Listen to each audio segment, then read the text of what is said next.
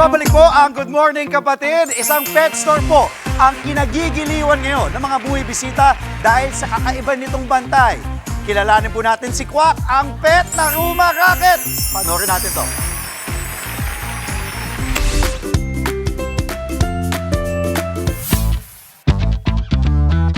Samot-saring cute na hayop ang makikita sa pet shop na ito.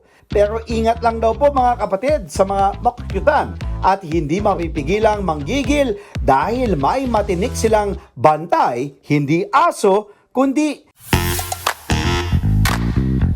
gansa, meet Quack. Napalapit daw sa kanila si Quack dahil sa ipinaramdam nilang tender loving care. Yung pagkain, kita niya na talaga ipinagbubukod siya.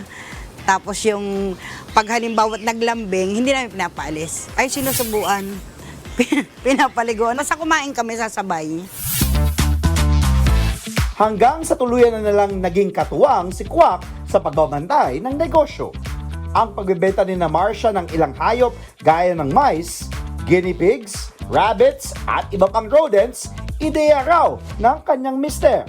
Ang bahay namin, pinupuno niya ng iba't ibang klase ng hayop. Tapos, kahit saan kami tumira, kahit mahirap kami, malaki ang bahay namin.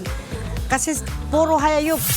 Kalaunan, kinatuwaan at hinahanap-hanap na ng kanilang mga parokyano si Quack.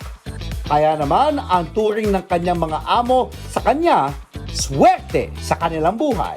Nagugulat sila, halimbawa may magpipicture. Kami-kami lang, pero pag pinakita ko, nandun siya. Tapos pag narinig niya na video, alam na ng mga kasama ko. Mauuna pa to. Tsaka nagbabantay siya ng mga itik. Pag may itik kami, ito yung bantay ng 30 days. Mabili. Low maintenance daw na alaga at katuwang itong si Quack. Kaya lang, may pagkaseloso. Kaya bukod sa pagkain, lambing mula sa kanyang owners ang nagsisilbi niyang sweldo. Yung ulo niya, ilalagay niya dito. Tsaka hindi siya hihiwalay. Kahit saan ako magpunta. Tulog lang yung hiwalay namin. Pag nag-CR ako, kasama pa rin. Siloso siya. Ang ayaw lang niya dito ay anak kong panganay at apo kong panganay. Kasi kita niya close ako sa anak kong panganay tsaka sa apo ko. Ayaw niyang may kahati. Yun lang yung ano niya, inaaway. Pero paalala ni Marcia sa publiko, strictly not for sale ang kakaiba pero espesyal na miyembro ng kanilang pamilya. Pili na lang daw ng ibang pwedeng alagaan mula sa kanilang pet shop. May bumibili na sa kanya, 10,000. Ayoko.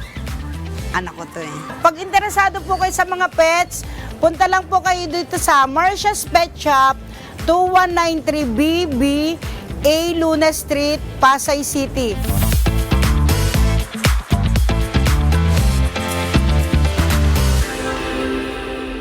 Mga kapatid, Andre Felix po, manatiling may alam pagdating sa mga mahalagang balita sa loob at labas ng bansa. Mag-follow at mag-subscribe na po sa social media pages ng News 5.